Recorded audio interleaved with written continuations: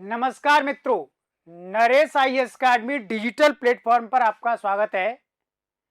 IAS mains exam के लिए answer writing session पर हम कार्य कर रहे हैं और आज ये हमारा दूसरा पार्ट रहेगा। GS paper third IAS mains exam के लिए जीएस पेपर 1 और जीएस पेपर 2 पर हम आंसर राइटिंग सेशन का एक खंड पूरा कर चुके हैं। अब ये हमारा जीएस पेपर थर्ड है, तो ये दूसरा क्वेश्चन और उसके आंसर का विश्लेषण रहेगा। जैसा कि आपको उत्तर लेखन से संबंधित सभी बारीकियां रणनीतियां बताई जा चुकी हैं, तो आपको पिछले वाली वीडियोस को सुनना चाहिए। आप अपनी तैयारी को जांच भी सकते हैं। उन क्वेश्चंस के आंसर हमने जिस तरीके से डिस्कस किए हैं, और अगर आप अपना आंसर लिख रहे हैं तो आप उसको कंपेयर कीजिए कि आप कहाँ पर स्टैंड करते हैं। तो देन ये जो क्वेश्चन है जीएस पेपर थर्ड में इंटरनल सिक्योरिटी वाले टॉपिक से पूछा गया है और इस क्वेश्चन का आंसर आपको 250 शब्द में लिखना है। अधिकतम अंक 15। 250 शब्द में लिखने का अर्थ हो गया कि आपको अधिकतम 10 मिनट में इसका आंसर लिखना ही होगा, राइट। उत्तर लेखन का कार्य कैसे करना चाहिए, क्या इसकी रणनीति, हम पहले ही सब डिस्कस कर चुके हैं। काफी स्टूडेंट ऑफलाइन क्लासेस के लिए कांटेक्ट कर रहे हैं, तो देन आप इस मामले में विचार कर सकते हैं। जीएस के किसी भी एक पेपर को हम 20 दिन में कवर करते हैं ऑफलाइन क्लासेस के माध्यम से। ऑनलाइन क्लासेस के लिए आप कांटेक्ट कर सकते हैं। जो छात्र कोचिंग करने में सक्षम नहीं है, सहायता नहीं ले सकते, आर्थिक दृष्टि से सक्षम नहीं है, तो उनके लिए पहले ही हम काम कर चुके हैं। जीएस पेपर 1 और जीएस पेपर 2 पूरा डिस्कस किया जा चुका है यूट्यूब चैनल पर सिलेबस के अकॉर्डिंग। तो मैं पर्सनली आपको कहना चाहता हूं कि अगर आप उन वीडियोज को सुन लेते हैं तो डेफिनेटली आप तैयारी का बहुत बड़ा हिस्सा उनसे कवर कर सकते हैं। पूरा अप्रोच मिल जाएगा आपको हर टॉपिक के अकॉर्डिंग कि आपको ऐसे पढ़ना है और इस तरीके से इस टॉपिक को कवर करना है, राइट। तो आइए देखते हैं इस क्वेश्चन का और आंसर का जो रिलेशन बना हुआ है। तो एक स्टूडेंट ने आंसर हमारे लिए भेजा है। क्वेश्चन ये है कि भारत की आंतरिक सुरक्षा के लिए बाह्य राज्य एवं गैर राज्य कारकों द्वारा प्रस्तुत बहुआयामी चुनौतियों का विश्लेषण कीजिए। क्वेश्चन का एक पार्ट। दूसरा पार्ट, इन संकटों का मुकाबला करने के लिए आवश्यक उपायों की भी चर्चा कीजिए, राइट। तो ये आंसर इस तरीके से लिखना शुरू किया इन्होंने। भारत की आंतरिक सुरक्षा के समक्ष बहुआयामी चुनौतियां विद्यमान हैं जो राष्ट्र की एकता व अखंडता को कमजोर करती हैं। फिर पैराग्राफ चेंज किया है। वर्तमान में आंतरिक सुरक्षा के समक्ष दो प्रमुख कारक चुनौतियां प्रस्तुत करते हैं। प्रथम, बाह्य राज्यों द्वारा प्रस्तुत चुनौतियां। भारत के कुछ पड़ोसी राष्ट्र जिनके साथ मैत्रीपूर्ण संबंध नहीं है, जैसे पाकिस्तान एवं चीन आदि, इनके द्वारा अंतर्राष्ट्रीय सीमा का दुरुपयोग करना, आतंकवाद को बढ़ावा देना। और फिर अगले पैराग्राफ पे इन्होंने लिखा है मानव एवं हथियारों की तस्करी करना और भारत के खिलाफ हमेशा छद्म युद्ध को बनाए रखना।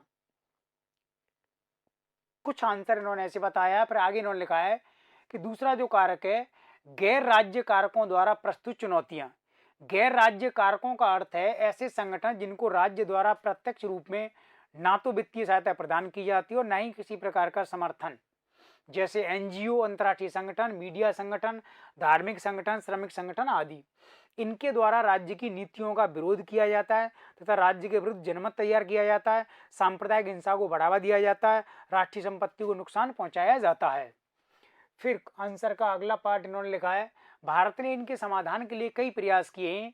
ऐसे कारकों के विरुद्ध जासूसी प्रणाली को सशक्त किया है, राष्ट्रीय सुरक्षा एजेंसी जैसे एनआईए जैसी संस्थाओं का गठन किया है, कानून व्यवस्था को और अधिक सशक्त एवं सक्षम बनाया है तथा सूचना प्रौद्योगिकी के दुरुपयोग को रोकने के लिए विभिन्न प्रकार के साइबर कानून बनाए हैं।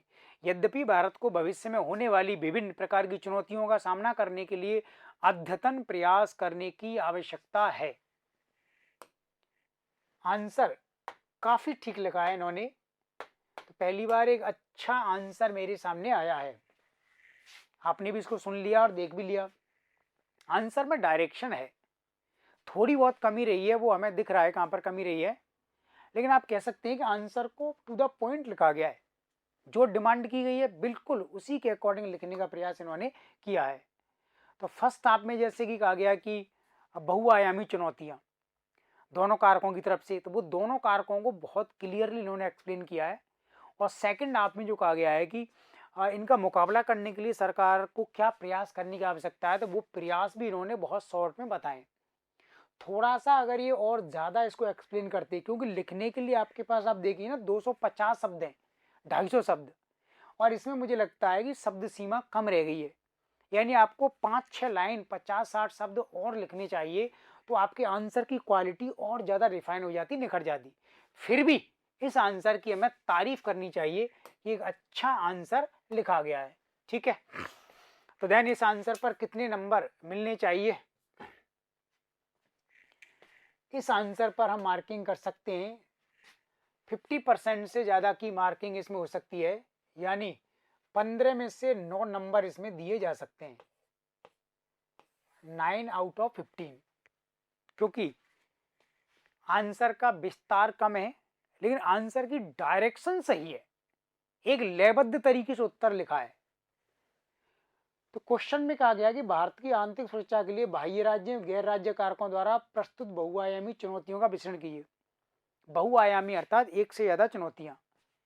तो इन्होंने बताया है बाकायदा कि बाह्य राज्यों के द्वारा कौन सी चुनौतियां प्रस्तुत की जाती हैं, जैसे अंतर्राष्ट्रीय सीमा का उल्लंघन करना, आतंकवाद को बढ़ावा देना, मानव और हथियारों की तस्करी को बढ़ावा देना। तो ये कई प्रकार की चुनौतियां हैं हमारी आंतरिक सुरक्षा के लिए। फिर गैर राज्य कारकों द्वारा प्रस्तुत चुनौतियां क्या हैं, वो इन्होंने बताई हैं। और अच्छी बात क्या है, इन्होंने गैर राज्य कारक यानी नॉन स्टेट एक्टर्स का मीनिंग भी बताया है, यानी ऐसे संगठन एजेंसी जिनको राज्य वित्तीय समर्थन नहीं देता है, राज्य से जिनका कोई संबंध नहीं है, राज्य के साथ उनका एफिलिएशन नहीं है, तो ऐसे संगठनों के इन्होंने नाम भी लिखे हैं और फिर बताया कि ये संगठन किस तरीके से चुनौतियां प्रस्तुत करते हैं। तो ऐसे संगठन कई बार राज्य की नीतियों का विरोध करते हैं, राज्य के विरुद्ध जनमत तैयार करते हैं, आंदोलन कराते हैं, राज्य के विरुद्ध हिंसा को बढ़ावा देते हैं। तो ये हमारी इंटरनल सिक्योरिटी के लिए बहुत बड़ा चैलेंज है, सही बात है। और फिर संकटों का मुकाबला करने के लिए जो कौन कौन से उपाय सरकार ने किए वो इन्होंने डिस्कस किए। तो मेरे अनुसार ये आंसर संतोषजनक है, लेकिन इसकी डिजाइनिंग और थोड़ा और अच्छे तरीके से आप कर सकते थे, कुछ और चीजें आप इसमें शामिल कर सकते थे। तो जैसे इन्होंने लिखा है कि भाई भारत की आंतरिक सुरक्षा के लिए बाह्य राज्य एवं गैर राज्य कारकों द्वारा प्रस्तुत बहुआयामी चुनौतियां। तो एक तो आप अगर इसमें इंडिया का मैप बना देते, अगर आप इसमें इंडिया का मैप बना करके ये बता सकते थे कि भाई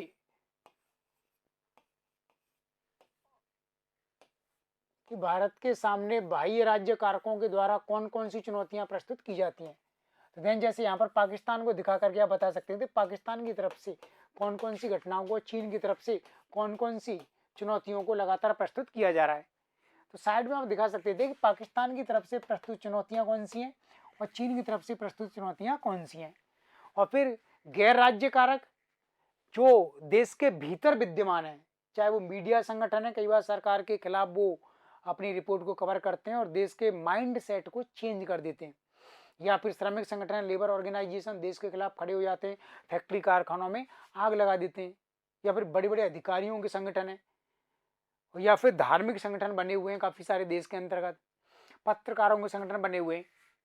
तो ये एक अच्छा प्रयास मुझे लगता है। और दूसरा फिर आपने ये जो बताया है कि कौन कौन से उपायों को सरकार ने अपनाया है, उनको भी थोड़ा एक्सप्लेन कर सकते थे आप कि सरकार ने इस दिशा में संवैधानिक और वैधानिक और राजनीतिक 3 प्रकार के उपायों को अपनाया है। तो संवैधानिक तरीके से आप बताओ कि संविधान में देश की एकता अखंडता को मेंटेन करने की जिम्मेदारी सरकार की है, केंद्र राज्य की सरकार की, ऐसा हमारे मूल कर्तव्यों में लिखा हुआ है और नीति निर्देशक तत्वों में सरकार की ड्यूटी है। तो वो सरकार की ड्यूटी है और इधर नीति निर्देशक तत्वों में सरकार की ड्यूटी और मूल कर्तव्यों के माध्यम से हमारे नागरिकों की ड्यूटी है। सरकार ने बहुत सारे कानून बनाए इस दिशा में, जो भी आंतरिक सुरक्षा को चुनौती देगा, चाहे वो बाह्य राज्य का आंतरिक कारक है या तो बाह्य या आंतरिक, तो आप बता सकते हो कि ऐसे संगठनों पर कार्रवाई करने के लिए आतंकवाद निरोधी कानून कब कब बनाए गए, 1-2 का मेंशन कर दो आप, या फिर तस्करी रोकने वाला कानून भारत में कब बनाया गया, मनी लॉन्ड्रिंग को रोकने के लिए कौन से प्रयास किए गए। इसी प्रकार से ऐसी घटनाओं की जांच के लिए एनआईए का गठन किया गया है। तो ऐसे अगर कुछ और उदाहरण आप इसमें इंक्लूड करते, और वर्तमान में आंतरिक सुरक्षा की चुनौती ज़्यादा बड़ी क्यों हो गई है, क्योंकि आईटी सूचना प्रौद्योगिकी साधनों का दुरुपयोग हो रहा है, इसके माध्यम से घटनाओं को ट्रेस करना, अंजाम देना बहुत ईजी हो गया है, तो सरकार ने इनको रोकने के लिए साइबर पॉलिसी बनाई है, साइबर कानून बनाए हैं, साइबर डोम जैसे प्रोजेक्ट को लागू किया है और साइबर पुलिसिंग, साइबर आर्मी जैसे कॉन्सेप्ट भारत में लागू किए हैं। तो सरकार अपने सिस्टम को स्ट्रॉन्ग बनाने में लगी हुई है और वर्तमान में भारत के युवाओं को साइबर लॉज के प्रति अवेयर किया जा रहा है। स्कूल कॉलेजों में साइबर कानूनों और साइबर सिस्टम के बारे में जानकारी दी जाती है, जिससे सिविल सोसाइटी का सहयोग सरकार को प्राप्त हो सके। तो ये एक सफिशिएंट आंसर और हो सकता था, मतलब इसमें आप 2-3 नंबर और बढ़ा सकते थे। यानी अगर आपको 11 से 12 नंबर मिल जाते तो सोचिए आपकी मार्किंग कितनी शानदार होती और आपके सिलेक्शन में बहुत बड़ा एक धक्का लग जाता। तो यही एक तरीका है। अगर आप 20 में से 15 क्वेश्चन ही अटेम्प्ट करते हैं, 15 में से आपने कितने क्वेश्चन के आंसर लिखे और उन आंसर में से अगर आपकी मार्किंग 50% से ऊपर जा रही है, तब भी आपका सिलेक्शन होगा, आप टॉपर्स में आ सकते हो। लेकिन ये सब आप डिपेंड कर रहा है, आप देख रहे हैं कि ये सब क्वालिटी का खेल है। तो आईएएस बनने का मतलब ये है कि आपकी नॉलेज में शार्पनेस कितनी है, आपकी क्वालिटी कितनी है। तो कोचिंग और ये सब करने से व्यक्ति को ठीक है सिलेबस पूरा हो जाता है, लेकिन उस सिलेबस को पूरा करने के बाद आपको उसको आउटपुट में कन्वर्ट करना है और आउटपुट में कन्वर्ट करने का काम है आपको आंसर राइटिंग करनी है। तो जीएस के सभी चारों पेपर पर आपको कम से कम 100 क्वेश्चन के आंसर लिखने चाहिए। पिछले 15 वर्षों में जो भी क्वेश्चन पूछे गए जीएस में, उन सब के तो आपको आंसर लिखने ही है और फिर उन आंसरों को हमारे मॉडल आंसर से आप कंपेयर करो तो आपको अपना लेवल पता लग जाएगा। फिर इसके अलावा कुछ एडिशनल आंसर भी आप लिखो, ठीक है। इस तरीके से आप प्रयास करो, तब आपका आईएएस बनने का सपना निसंदेह पूरा होगा। ऐसी मेरी इच्छा है कि आप बनो, लेकिन आप पहले अपने भीतर एक पात्रता को बनाओ। You must be a deserving for this. तो पहले अपनी वर्दीनेस को आप बढ़ाओ और फिर आप इसको प्राप्त करते हैं तो गारंटीड समाज और राष्ट्र में आप बहुत अच्छा योगदान दे सकते हैं। ठीक है, धन्यवाद।